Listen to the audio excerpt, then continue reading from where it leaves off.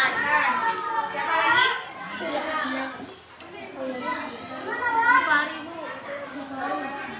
Fari.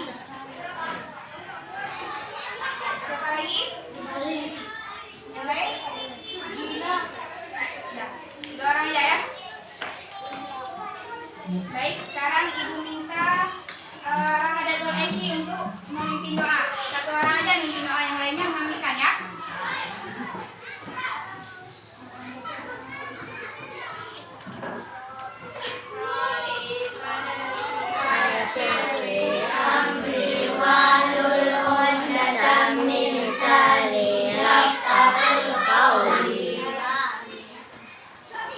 Baik, ibu lihat masih banyak yang belum tahu bagaimana ada berdoa. Masih ada yang belum angkat tangan, masih ada yang belum berdoa, ada yang gak khusyuk dalam berdoa. Kira-kira bagaimana ada berdoa itu anak-anak? Penting nggak kita berdoa? Penting. Kalau kita nggak mau berdoa, maka kita adalah orang yang sombong. Kita nggak mau minta sama Allah. Nah, kalau kita mau berdoa berarti kita mau meminta, kita merendahkan diri, kita minta supaya dipermudahkan. Karena kalau kita bisa jawab di kelas itu bukan karena kepintaran kita, tapi juga karena Allah memudahkan kita untuk menjawabnya dan memahami pelajaran di kelas. Lain kali, anak-anak dalam berdoa harus memiliki adab, yaitu mengangkat tangan, kemudian membaca doa dengan khusyuk, dan jangan ada yang tidak membaca doa. Nah, lagu Mas Acehnya udah bisa hafal semua? Belum. Kalau belum, keluarkan teks.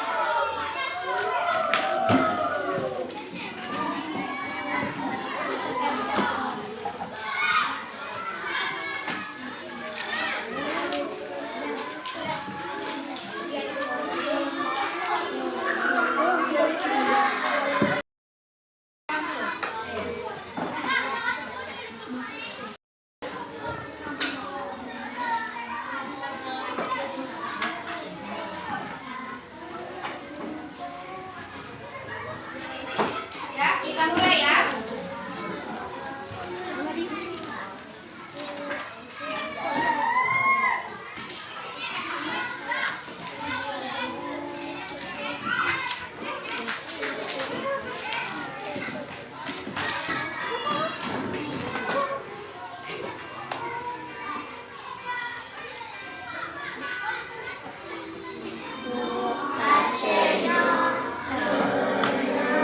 Baraja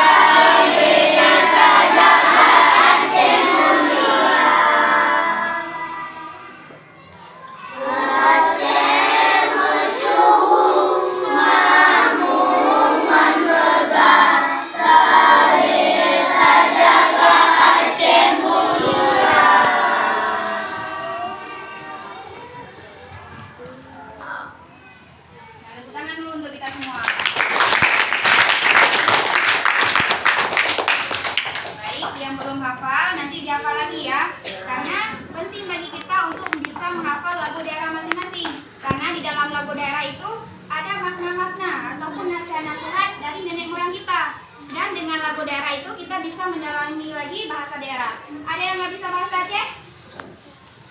Ada. Nanti dari lagu daerah itu dipelajari lagi ya kosakatanya. Nah, sekarang kita akan melanjutkan pembelajaran pada tema 4. Nah, sebelum belajar, Ibu minta anak-anak Ibu rapi dan memperhatikan kebersihan di bawah bangku dan meja. Jika ada sampah, disimpan dulu, nanti silakan dibuang ketika pulang.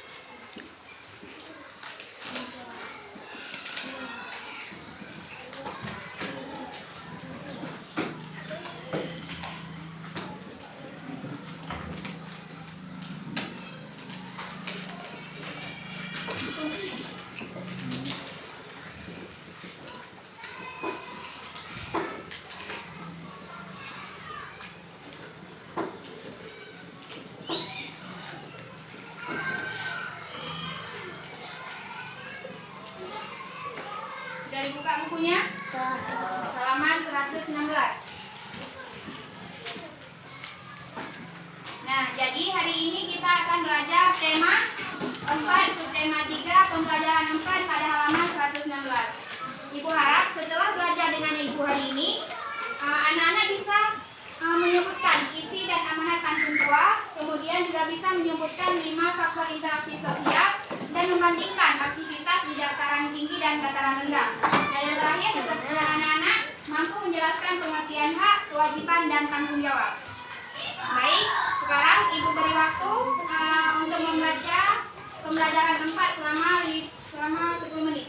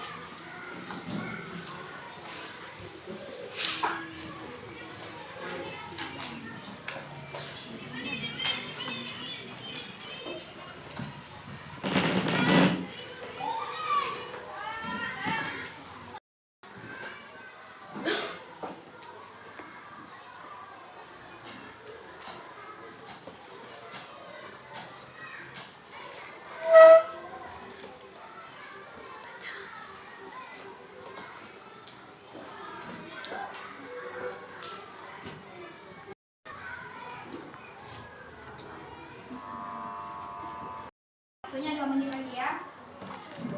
Ada yang udah siap?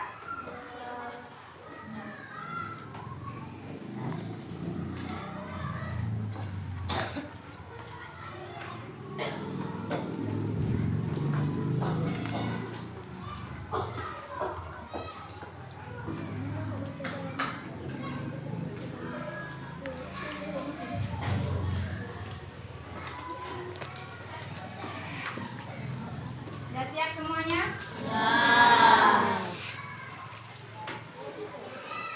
Baik, jika sudah siap membaca, kita akan memulai pembelajarannya. Nah, pada minggu yang lalu kita sudah mempelajari pantun berdasarkan jenis usia. Siapa yang tahu? Pantun berdasarkan jenis usia. Yang pertama ada pantun apa? Pantun anak-anak, pantun muda. Nah, yang ketiga itu yang berdasarkan anak baca apa yang ketiga? Pantun? Bukan. Pantun tua. Jadi ada 3 jenis pantun berdasarkan usia. Yang pertama ada pantun anak-anak, pantun muda ataupun remaja, dan yang ketiga pantun tua yang akan kita pelajari pada hari ini. Pantun anak itu apa? Pantun anak, siapa yang tahu apa itu pantun anak? Pantun anak itu adalah pantun yang menggambarkan perasaan anak-anak. Sedangkan pantun muda adalah pantun yang menggambarkan masa muda seseorang. Dan hari ini kita akan mempelajari pantun tua. Ada yang tahu sebelumnya pengertian pantun tua? Belum. Jika belum, Ibu akan memperlihatkan medianya. Siapa yang membantu Ibu? Ibu.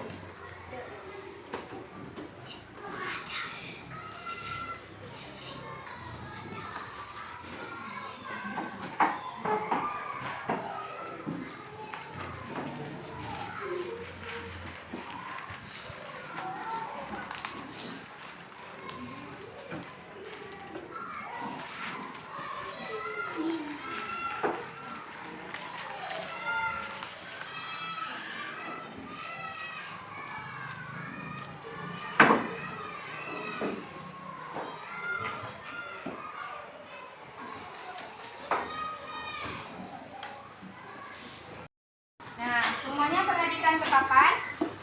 Di depan anak-anak sudah ada pengertian pantun tua. Siapa yang mau baca pengertian pantun tua? Ya, boleh Fauzan. Ayo Fauzan. Sendiri aja, nanti apa yang lain?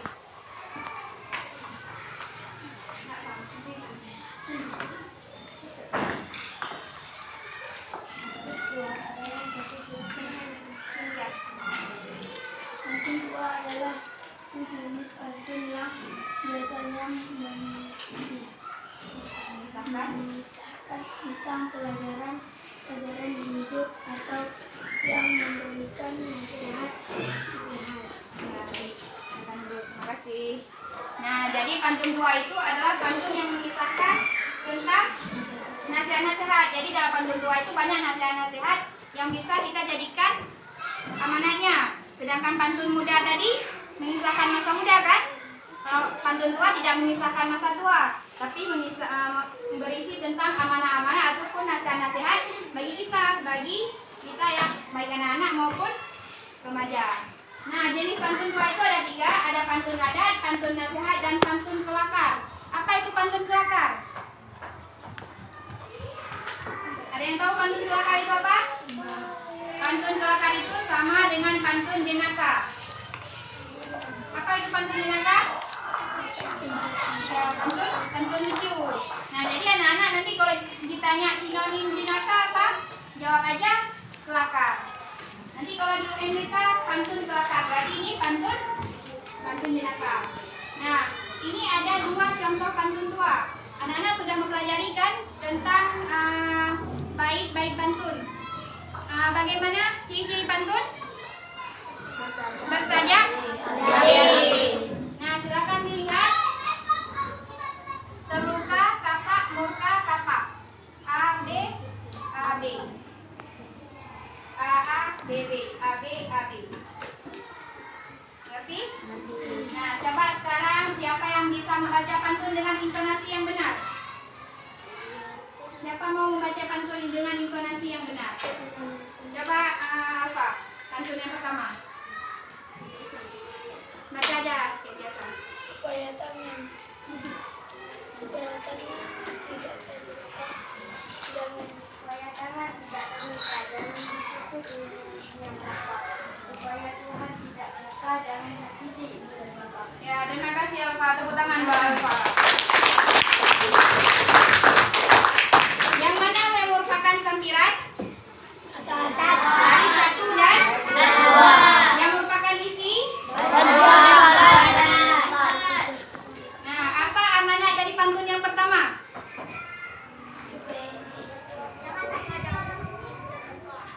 Ya, siapa tadi yang jawab? Nah, coba Arfan. Bagaimana amanatnya? Kita tidak boleh. Ya, karena ya, tepuk tangan buat Arfan. Nah, pantun yang kedua juga begitu.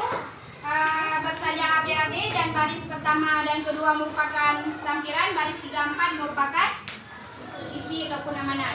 Siapa yang membaca pantun yang kedua? Yang cewek? Siapa? Ya, boleh. Ya, boleh sih.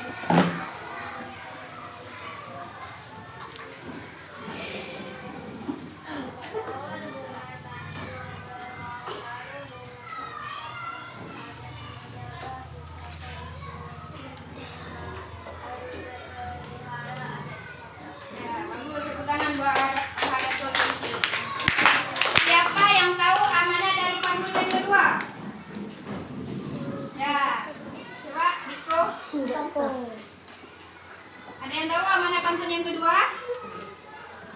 Kita harus menjaga ya ada pusaka. Bagaimana contoh kita menjaga ada pusaka? Ya, pintar. Dengan menyanyikan lagu daerah tersebut, kita sudah menjaga adat pusaka kita, yaitu ada pusaka apa? Bangsa? Oke. Nah, jadi dari pantun tua ini, adakah anak-anak yang ingin bertanya? Ada yang ingin bertanya? Sudah paham semua?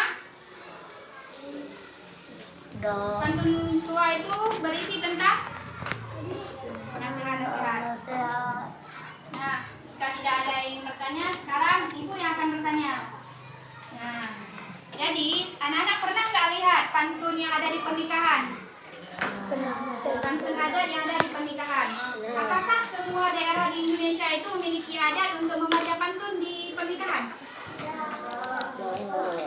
Tidak kan? Jadi, tidak semua daerah di Indonesia itu memiliki adat untuk membaca pantun di acara pernikahan. Karena setiap daerah itu memiliki adat yang berbeda-beda. Sehingga kita itu harus saling berinteraksi sosial supaya saling kenal mengenal. Nah, apabila kita sudah saling kenal mengenal, maka akan tumbuh rasa percaya. Nah, apabila kita sudah percaya antara satu sama lain, maka kita akan bisa membuat suatu kerjasama. Dengan kerjasama tersebut, kita bisa membangun bangsa karena ada kerjasama di antara bidang ekonomi, sosial, politik, maupun budaya. Nah, kira-kira seberapa penting interaksi sosial antara satu masyarakat dengan masyarakat yang lainnya? Penting nggak?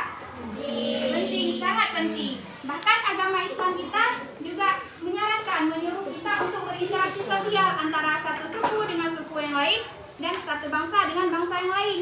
Siapa tahu ayat berapa? Surah Al-Hujurat ayat 13. Nanti anak-anak buka lagi ya Al-Qur'annya, silahkan dibaca. Betul nggak? Agama kita juga menyuruh seperti yang ada di buku tema. Ya? Nah, sekarang coba anak-anak baca lagi. Pahami lagi di halaman 117 sampai dengan 118. Pahami lagi 5 poin penyebab faktor interaksi sosial di bidang ekonomi.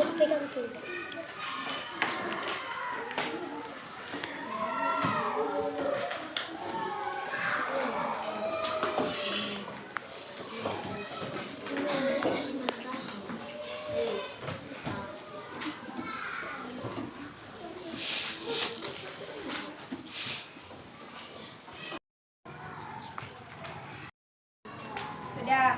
Ada yang bisa memahami poin yang pertama?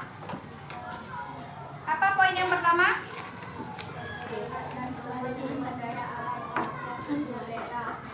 Coba Ibu mau satu orang yang bisa menjelaskan menggunakan bahasa sendiri.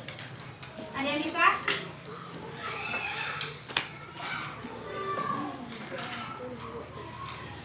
Baik, jika belum bisa, silahkan perhatikan ke depan ya.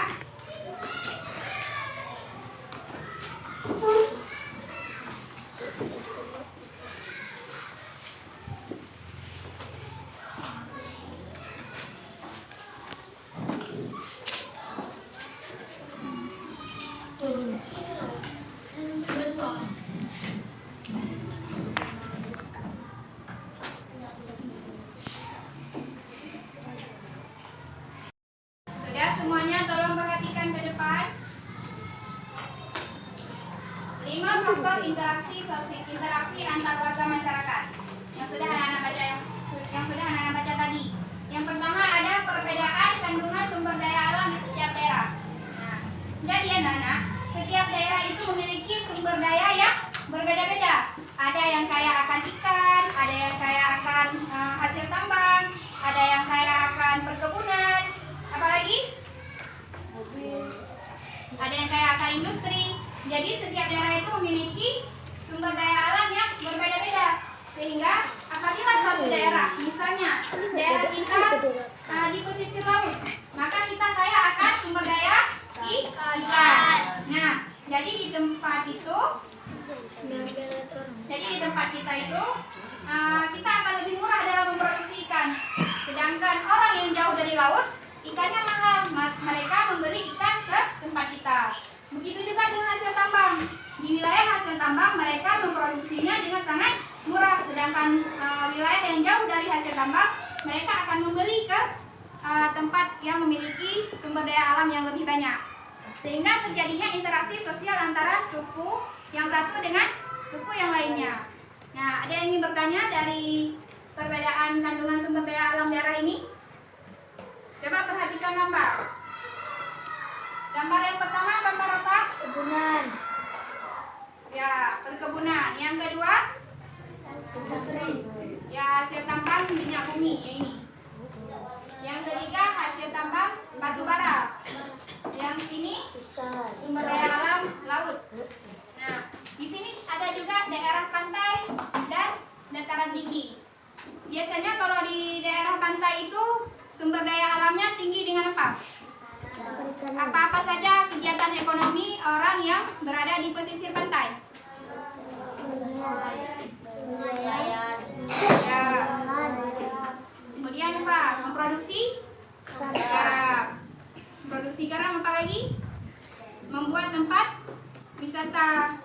Karena dengan adanya tempat wisata, orang-orang harus membayar tiket juga, apalagi orang luar negeri, sehingga akan menjadi pendapatan bagi orang yang duduk di daerah pesisir pantai. Kalau di daerah pegunungan, apa kegiatan ekonomi orang di daerah pegunungan? Berkebun. Ya, berkebun. Berkebun apa aja? Apalagi kopi. Jadi dengan hasil kebun tersebut mereka menjualnya dan akan menghasilkan pendapatan bagi orang-orang tersebut. Nah, yang kedua, perbedaan kondisi demografis. Ada yang tahu apa itu demografis?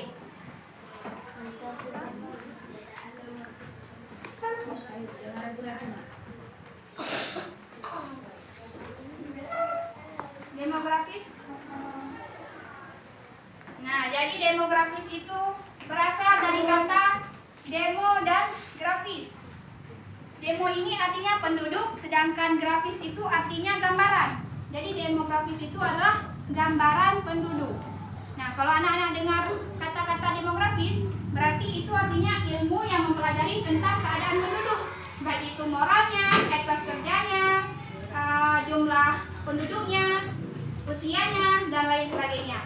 Nah, jadi apabila suatu negara itu memiliki penduduk yang sangat produktif, apa itu produktif? Ya, rajin, apa lagi? Yang mampu berkarya, mampu menghasilkan suatu produk. Nah, maka kemungkinan bangsa tersebut ekonominya akan lebih berkembang pesat. Nah, Indonesia ada berapa penduduk? 270 juta penduduk. Nah, 37% diantaranya berusia 37 tahun. Dan usia 37 tahun itu merupakan usia produktif. Sehingga bangsa Indonesia ini diprediksikan pada tahun 2050 bisa memiliki ekonomi yang lebih bagus. Nah, sedangkan negara-negara yang jumlah penduduknya lebih banyak orang tua, lebih banyak lansia ataupun bayi, mereka kondisi ekonominya itu tidak bisa dibilang akan lebih bagus karena tidak banyak yang bekerja.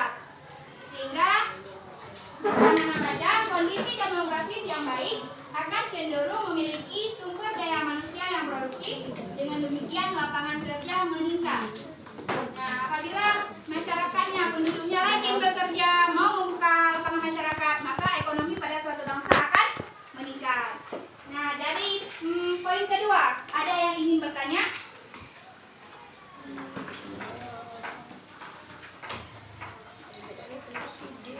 Jika tidak ada, akan Ibu lanjutkan. Poin ketiga coba dibaca dulu, dipahami dulu sendiri. Poin ketiga.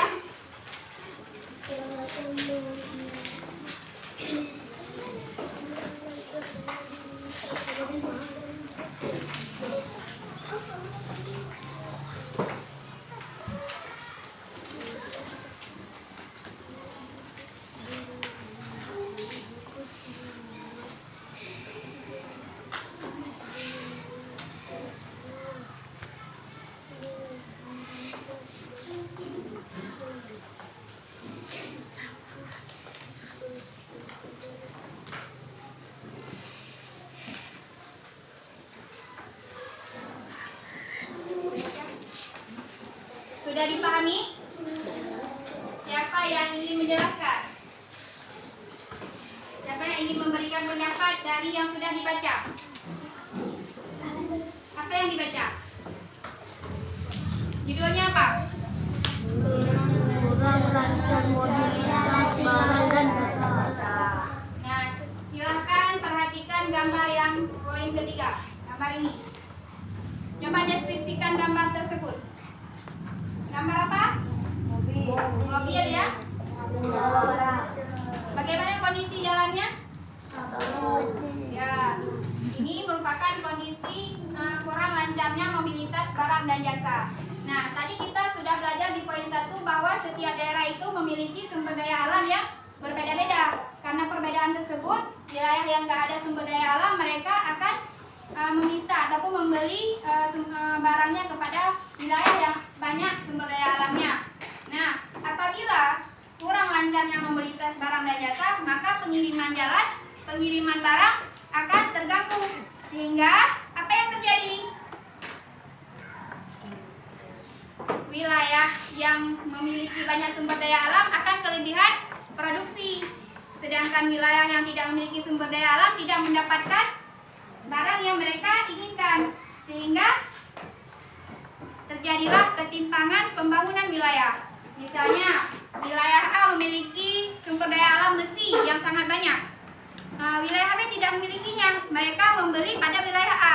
Namun karena mobilitasnya kurang lancar, maka wilayah B tidak bisa membangun bangunan-bangunan seperti wilayah A. Dimengerti? Nah, jadi apa yang harus dilakukan apabila terjadi seperti ini? Interaksi sosial. Jadi warga masyarakat A dan warga masyarakat B harus berinteraksi sosial. Mereka mencari solusi untuk membuat jalan misalnya, ataupun membangun jembatan apabila wilayahnya dipisahi oleh laut. Nah, dari poin ketiga ada yang ingin ditanyakan? Ada? Coba bertanya aja, nggak apa-apa.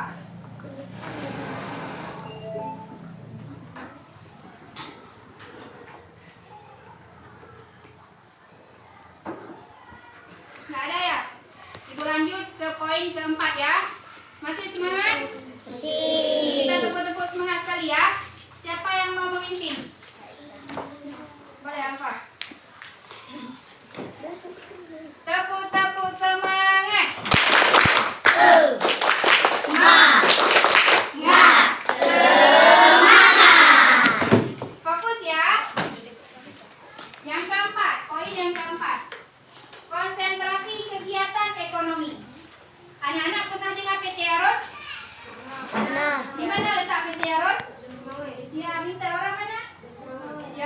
Jadi di Aceh itu ada yang namanya PT Arun. PT Arun tuh ada di Laut Semawe. Pada tahun 2002 sampai 2004 Aceh itu sangat kaya karena memiliki sumber daya alam minyak di PT Arun.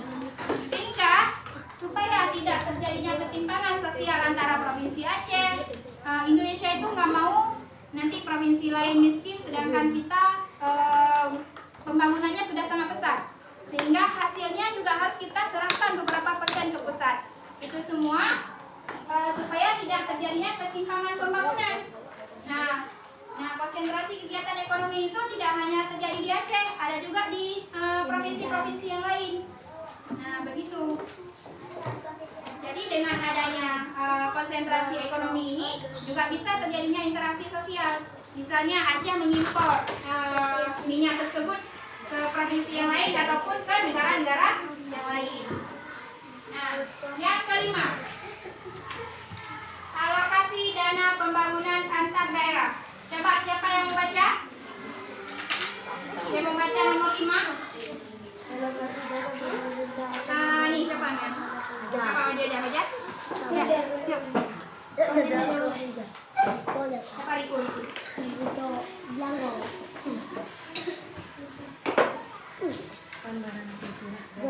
Lokasi dana pembangunan antara daerah.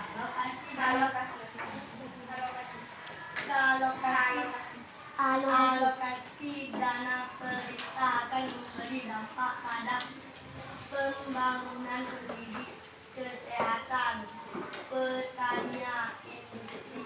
Ya, terima kasih Riko.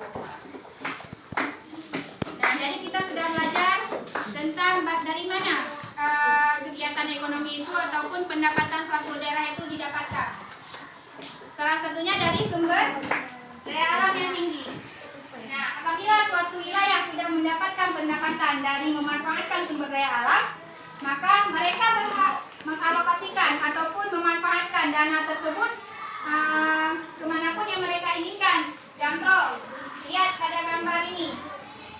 Gambarnya sebelah kanan, dia merancang proyek. Dia mau mengalokasikan dana tersebut ke bangunan-bangunan yang tinggi. Nah, sedangkan yang ketiga apa? Yang kedua? Kemana yang ingin dialokasikan? Gunung. Ya, gunung. Berarti ke irigasi ataupun penanaman pohon. Nah, kedua-dua orang ini memandang manfaat-manfaat dari pengalokasian dana tersebut. Misalnya orang yang kedua ini, orang yang memanfaatkan dana untuk irigasi maupun perkebunan, mereka tahu bahwa dengan menghasilkan kopi nanti akan menghasilkan pendapatan lagi. Ataupun orang yang sebelah kanan, bahwa dengan membangun bangunan-bangunan yang tinggi nanti akan mengundang turis-turis dari luar negeri. Sehingga mereka tidur di bangunan-bangunan tersebut harus membayarnya dengan biaya yang tinggi. Nah, dari pertanyaan ini, apakah ada yang ingin bertanya lagi? Ya, silahkan. Apa itu pendapatan per kapita? Ya, bagus sekali pertanyaannya. Siapa namanya? Nabila ya? Ya, siapa yang tahu pendapatan per kapita itu apa? Ada yang mau membantu Ibu untuk menjawab pertanyaan Nabila? Pendapatan per kapita. Ada nih di teks. Di teks nomor 5. Teks nomor 5, baris kedua paling bawah. Ya, pendapatan per kapita. Pernah baca pendapatan per kapita?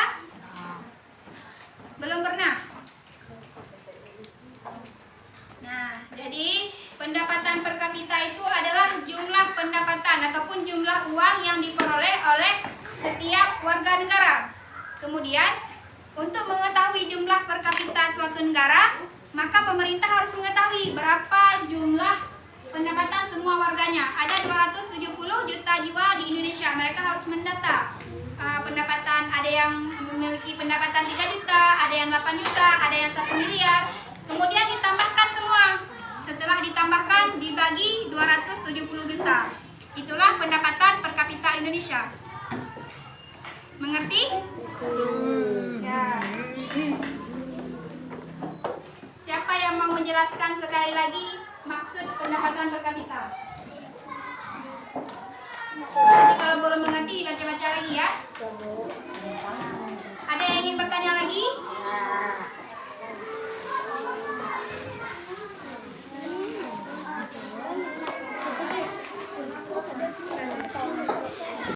Ibu akan membuat kelompok.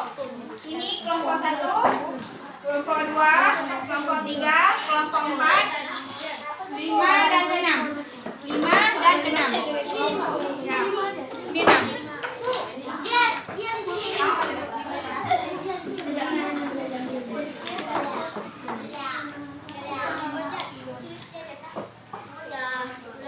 Masuk kelompok ini ya. Itu Bu kurang. Ibu, kurang 1. Di sini. Ada lagi. Mengisi lembar yang Ibu berikan, isi nama kelompok dan anggota kelompok. Kemudian ada beberapa soal di dalam tabel yang harus diisi. Kerjakan bersama-sama, nggak ada ya, nggak kerjasama, nggak ada yang nggak membantu kawannya.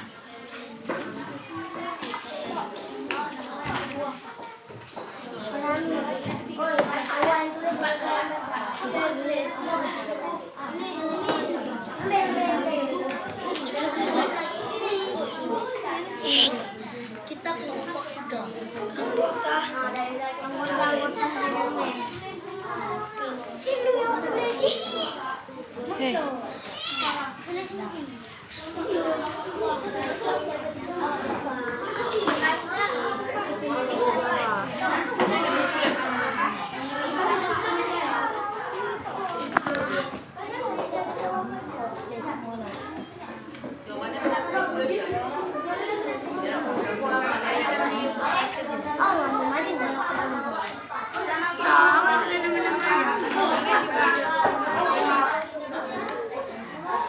Buat terus ya.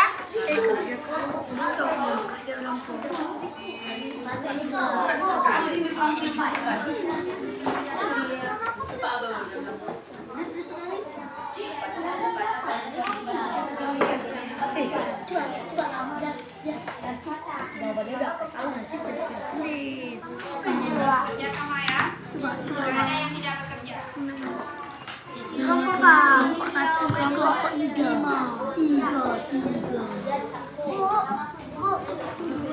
Apa?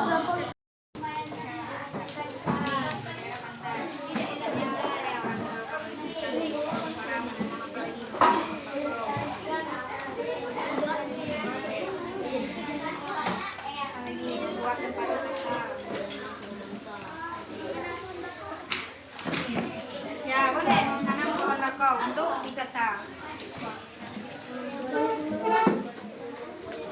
Ya coba diskusi ya, bantu kawannya.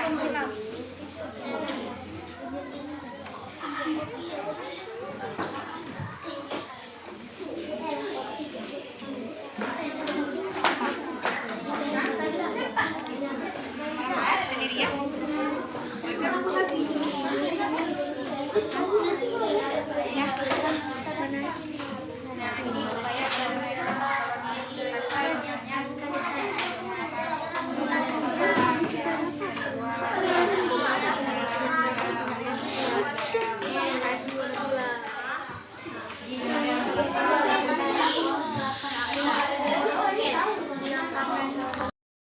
Sudah siap semuanya? Kelompok 1 udah? Kelompok 2? Kelompok 3? Keempat? 5? 7? Nah, 2 menit lagi ya untuk kelompok 6 dan kelompok 1. Ini kelompok 6. Dah siap kan? Kelompok 5. Kelompok 5. Dah siap. Kelompok 5.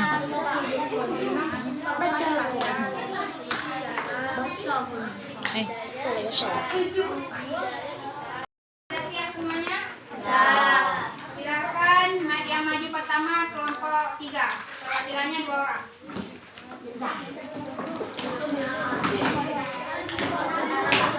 Yang lain diharapkan untuk menang.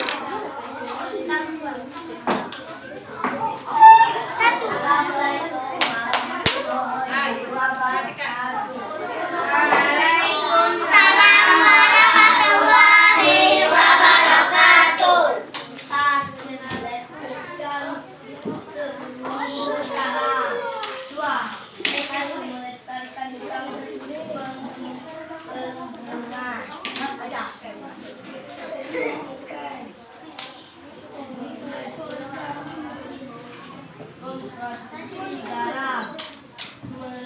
menanam pohon teh.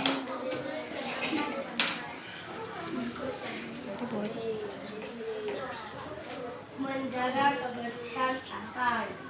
Saat menangkap ikan, jangan pakai bom.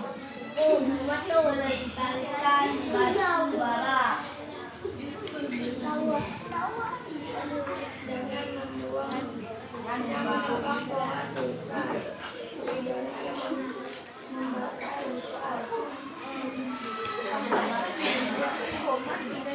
Tepuk tangan untuk kelompok 3.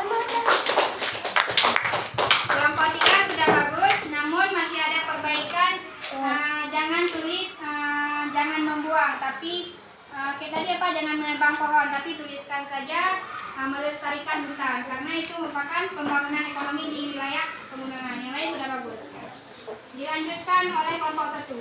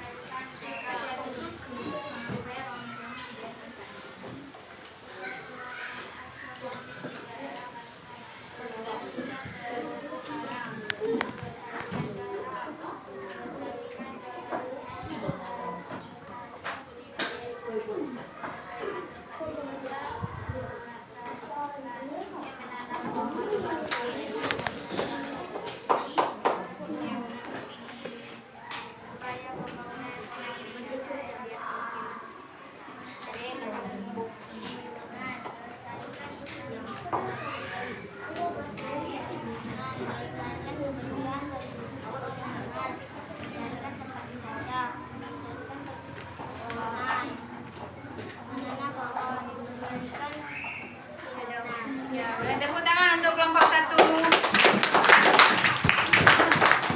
Kelompok 1 sudah bagus, tidak ada yang salah.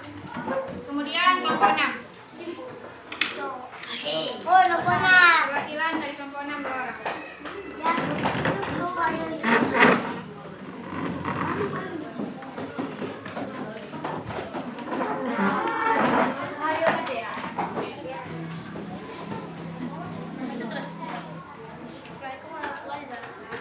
Waalaikumsalam warahmatullahi wabarakatuh.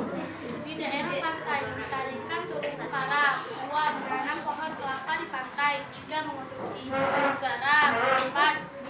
Budidaya ikan. 5. Menanam pohon mangrove. 6. Melestarikan batu bara. 7. Memfasilitasi pekerjaan nelayan.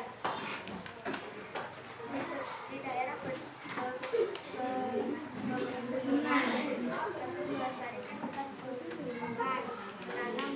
menanam kopi, menanam cabai, menanam tomat,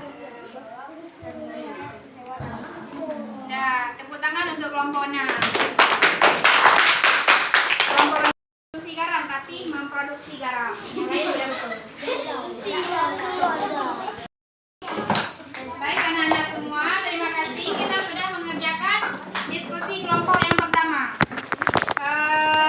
Sekarang kita akan melanjutkan pada pembelajaran selanjutnya. Coba buka halaman 120.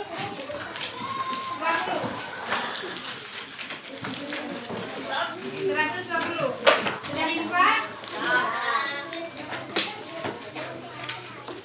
Nah, silakan anak-anak membaca di halaman 120 tentang hak, kewajiban, dan tanggung jawab.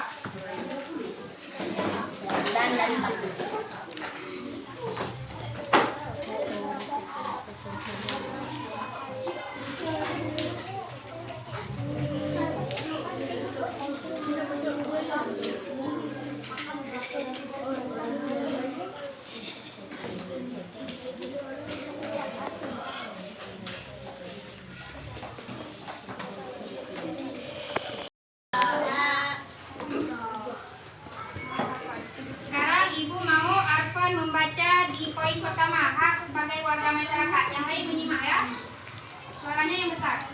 sebagai warga masyarakat.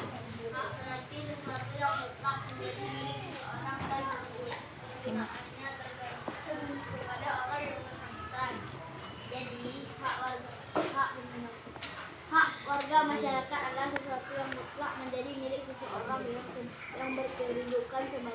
warga masyarakat. Untuk hak warga masyarakat seperti berikut: A. Mendapatkan perlindungan hukum. B. Mendapatkan pekerjaan dan kehidupan yang layak. C. Menikmati hidup yang bersih. D. Hidup tenang dan damai.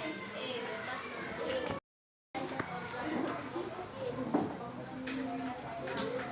Ya, terima kasih Afan. Nah, siapa yang tahu apa pengertian hak? Ya, siapa namanya? Ya, Fatan. Ayo, Fatan. Apa itu hak? Yang harus kita dapatkan. Ya, kata Fatan, hak itu adalah sesuatu yang berhak ataupun harus kita dapatkan. Benar? Benar? Benar. Siapa yang bisa memberi contoh hak kita di masyarakat? Mendapatkan lingkungan yang bersih dan kehidupan yang layak.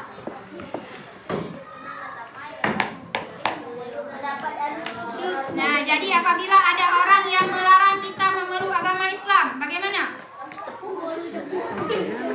Berarti tidak boleh karena itu merupakan hak kita dalam beragama. Kita juga tidak boleh melarang orang untuk memeluk agama lain karena itu merupakan hak setiap manusia dalam bermasyarakat. Kalau hak kita di sekolah, siapa yang bisa memberi contoh? Mendapatkan ilmu. Ya, ada nggak yang boleh nggak ada orang yang melarang kita agar nggak boleh belajar di kelas? Disuruh belajar di lapangan boleh? Nah, karena itu merupakan hak kita ketika di sekolah. Nah, siapa yang belum paham tentang hak? Siapa yang belum paham tentang hak? Yang mengerti tentang hak? Apa itu hak? Sesuatu yang harus ya, kita dapatkan. Nah, selanjutnya poin kedua, ibu mau siapa yang baca? Yang paling ujung. Kewajiban sebagai warga Yang lain menyimak. kewajiban berarti sesuatu yang harus dilakukan dengan penuh rasa tanggung jawab. Jadi kewajiban warga Terima kasih untuk Zaskia. Nah, siapa yang tahu pengertian kewajiban? Ya, cepat Fajar. Nah, Fajar menjawab kewajiban itu adalah sesuatu yang harus kita lakukan. Apabila kita hidup di dalam masyarakat, kemudian kita sudah mendapatkan hak. Hak beragama, kita dikasih untuk memeluk agama Islam, hak berorganisasi, kemudian hak untuk hidup, tidak ada yang mengganggu kita, tidak ada yang memerangi kita. Maka selanjutnya yang harus kita lakukan adalah melaksanakan kewajiban. Boleh nggak kita membuang sampah sembarangan di desa? Nah, apalagi yang nggak boleh? Ya, jadi kewajiban kita apa sebagai warga masyarakat? menjaga kebersihan lingkungan. Ya, menjaga kebersihan lingkungan. Apalagi selain menjaga kebersihan lingkungan? Mematuhi aturan atau norma yang berlaku dalam masyarakat. Ya. Apalagi selain itu? Apa? Menjaga ketenangan dan kebersihan lingkungan masyarakat. Bagaimana cara kita melaksanakan kewajiban? Apa dengan penuh tanggung jawab? Apa hanya sekedarnya saja? Dengan penuh tanggung jawab. Ya. Apa yang terjadi jika kita tidak bertanggung jawab? Aman. Ya, apalagi? Bagaimana kondisi lingkungan kita apabila kita tidak bertanggung jawab? Kotor. Apalagi? Tidak bersih. Ya. Kalau kita bertanggung jawab, apa yang terjadi? Kalau kita bertanggung jawab? Bersih. Apalagi? Ya kan? Sekarang perhatikan ya. Ibu akan memberikan contoh yang lebih rinci ke depan.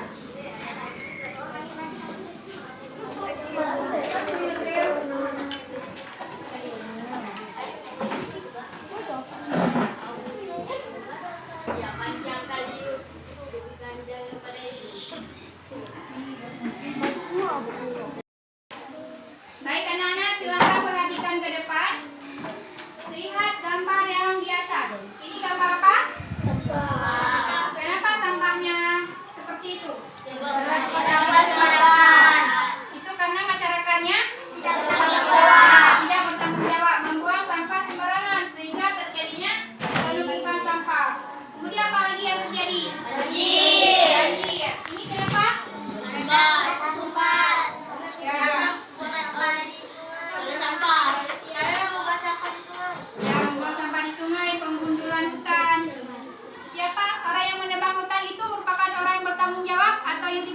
jawab? Nah, akibat perbuatan tersebut terjadilah banjir karena tidak ada lagi pohon yang menyerap air hujan. Nah, siapa yang mau membaca poin 1 sampai terakhir? Yusril. Dia maju aja Yusril. Fauzan. Fauzan. Yuk, kita apa?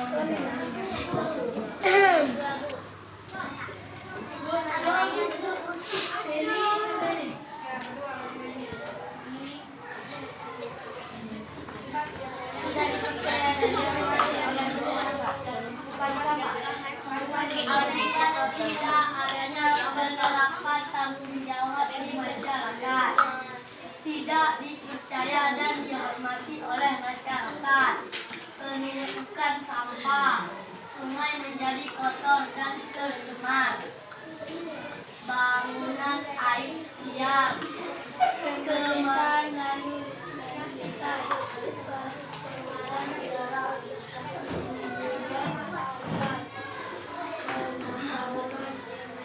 Ya, baik. Terima kasih Riko dan Fauzan.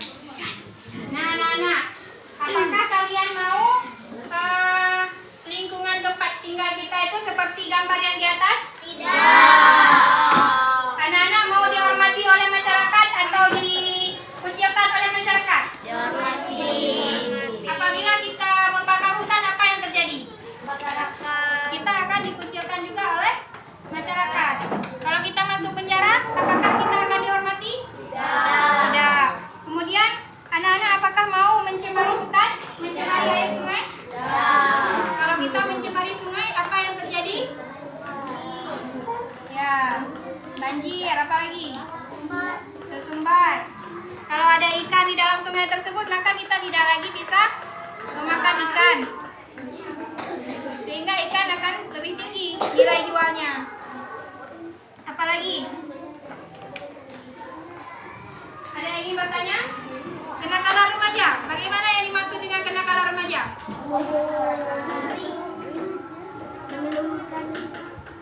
Ya, minum minuman keras. Apalagi selain minum ya, tawuran, minum, ya, merokok. Tawuran, minum minuman keras, merokok itu akan balap liar. Itu akan membuat kondisi lingkungan kita itu tidak sehat. Misalnya merokok. Bagaimana kondisi udara kita? Tidak sehat. Kalau tawuran, bagaimana kondisi? Bangunannya rusak. Kalau membalap liar, akan mencemari ya, udara. Nah,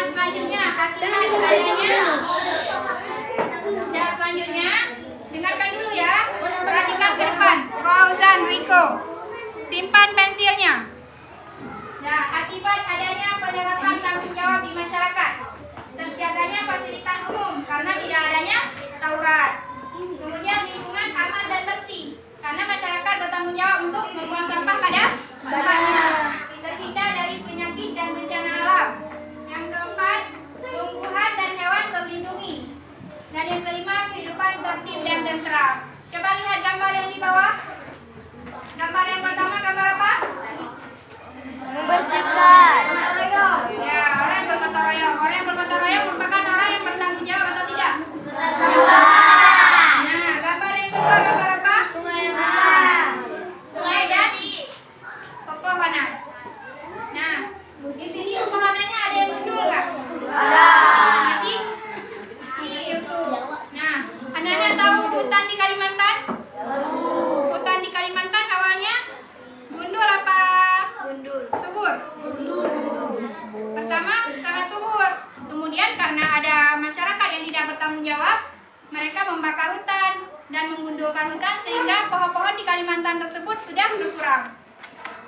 Dan itu akan berefek pada hewan maupun manusia. Karena apa? Karena sudah kotor. ya, karena hutan itu merupakan paru-paru dunia. Nah, dari penjelasan ini apakah ada yang ingin bertanya?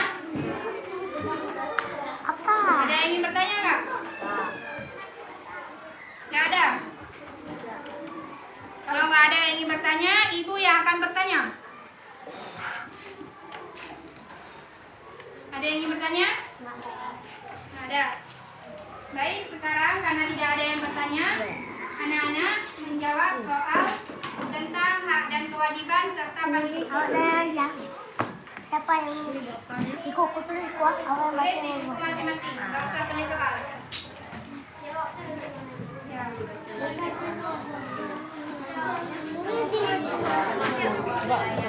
Tulisnya di mana? Di buku masing-masing, buku catatan ya. Soal Sini.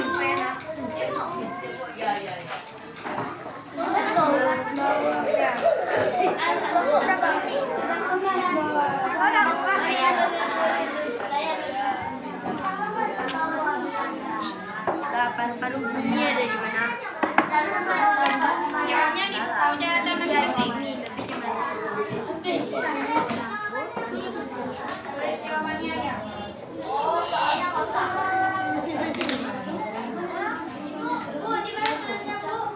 Sudah dapat soal semuanya?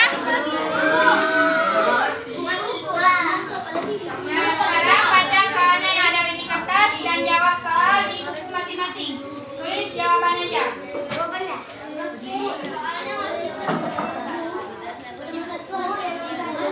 Ya,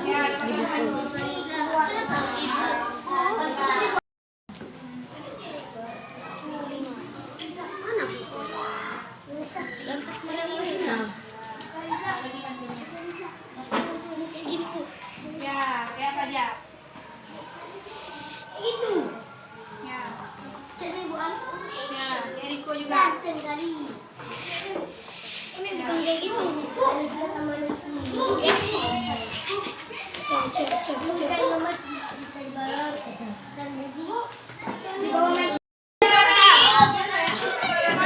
Biar lagi simpan bukunya, simpan pensil, nggak ada lagi yang pegang buku.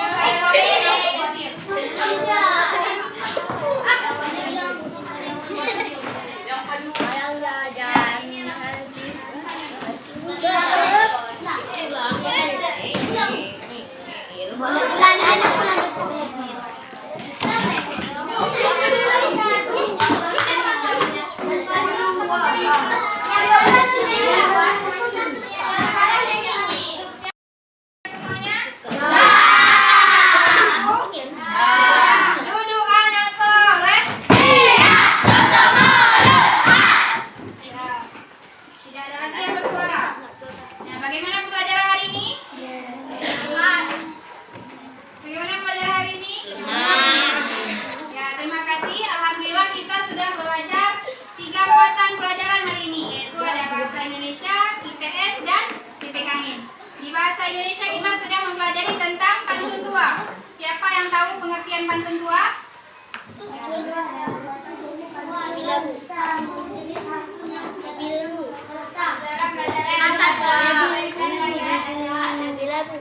Ya, tepuk tangan buat Arfan.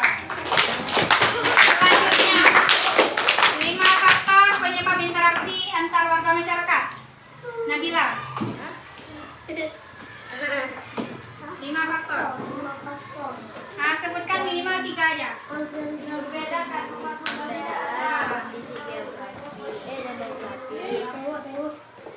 Wanitanya, mobilitas, barang dan jasa, konsentrasi kegiatan ekonomi.